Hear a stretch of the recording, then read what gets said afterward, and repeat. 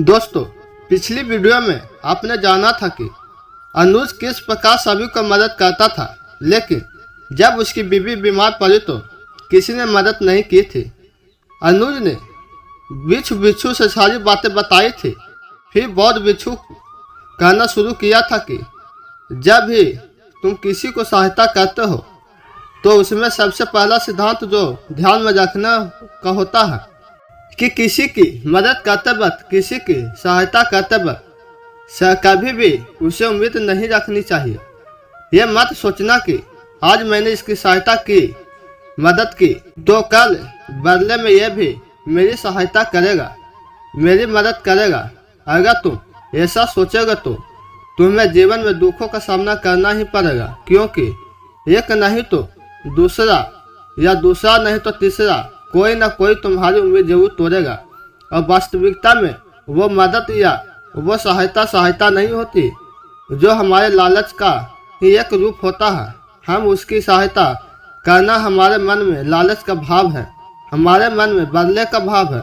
हम ये सोच कर मदद करते हैं कि आज मैं इसकी मदद कर देता हूँ तो कल ये मेरी मदद करेगा, और यही लालच हमें अक्सर उन लोगों की मदद करने पर विवश करता है जो किसी न किसी रूप से धनवान होते हैं। हमें लगता है कि कल ये आदमी धन के द्वारा मेरी मदद कर सकता है, और इसलिए जिस इंसान को वास्तविकता में मदद कर सकता है, हो सकता है वो गरीब हो, लेकिन हमारा मन अपने लालच के वशीभूत होकर उसकी मदद कभी नहीं करेगा।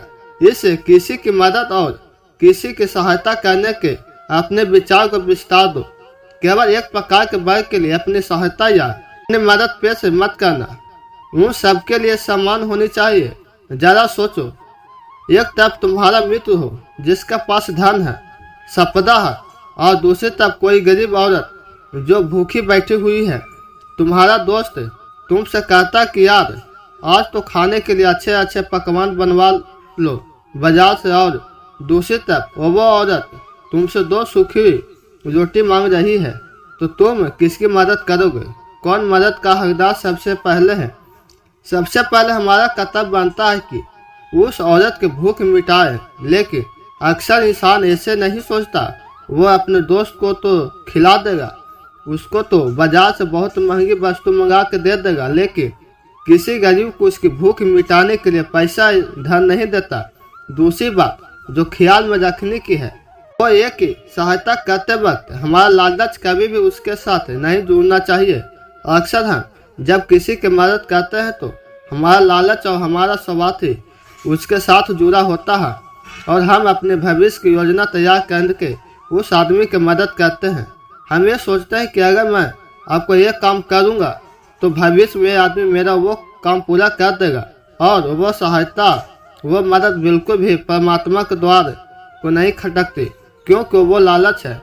जाहिर है आप अपने आप को धोखा देने के लिए अपने लालच को एक सहायता, एक मदद का रूप दे रहे हैं। तीसरी बात जो ख्याल रखने की है वो ये कि अपने सामर्थ्य के हिसाब से दूसरों की मदद करो। कभी भी एक ग्रस्त आदमी को किसी की इतनी सहायता नहीं करनी चाहिए जिससे कि उसका परिवार और उसके बच्चे कष्ट में जीवन बिताए।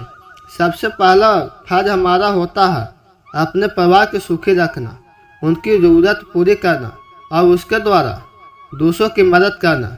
लेकिन कुछ लोग दूसरों की मदद पहले करते हैं और अपने परिवार की तवज्जो कम देते हैं, जिससे कि परिवार में लड़ाई झगड़े आए दिन पनपते रहते हैं, और ये सब हम समाज में देखते रहते हैं अपने आसपास। अगली बात जो ख्याल में रखने की होती है वो ये कि अपना काम, अपनी जिम्मेदारियां पहले निभानी होती है। हम अपना काम छोड़कर पहले दूसरों की मदद करने के लिए चले जाते हैं। जब दूसरा पहले मदद नहीं करता तो हमारा दिल दुखी हो जाता है, और हम सोचते हैं कि मैंने तो अपना काम छोड़कर उस आदमी की मदद की थी और वो आदमी मेरी मदद ही नहीं कर रहा। इसलिए अपना काम सर्वोपरि, अपना काम सबसे ऊपर, क्योंकि वही काम करने के लिए इस दुनिया में हमारा जन्म हुआ है। और सबसे आखिरी में जो बात समझने की है वो ये कि परमात्मा की मर्जी से ये सब कुछ होता है। हमारा कर्तव्य है अपने कर्म को करते रहना, करने धरने को ऊपर वाले के हाथ में है। इसलिए जो कुछ भी होता है सब ऊपर वाले पर छोड़ दो। अगर तुम्हें कोई धोखा भी देता है तो ये समझ के चलो कि वो सब ऊपर वाले की करनी होती है। आप ये मान के चलो कि मैं करता नहीं हूँ, मैं तो एक माध्यम हूँ। करवाने वाला तो वो है जिस उसके सामने किसी मर्जी चली है।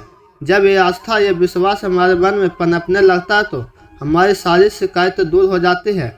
क्योंकि इस दुनिया में जो भी होता है अच्छे के लिए होता है, जो भी हो रहा है अच्छे के लिए हो रहा है, और जो भी होगा अच्छा ही होगा, चाहे हमारी बुद्धि याद है वर्तमान में इस सिद्धांत को समझे या न समझ पाए, लेकिन जीवन में कभी न कभी किसी न किसी मोड़ पर आपको जरूर एहसास होगा कि जो हुआ था वो अच्छे के लिए हुआ था।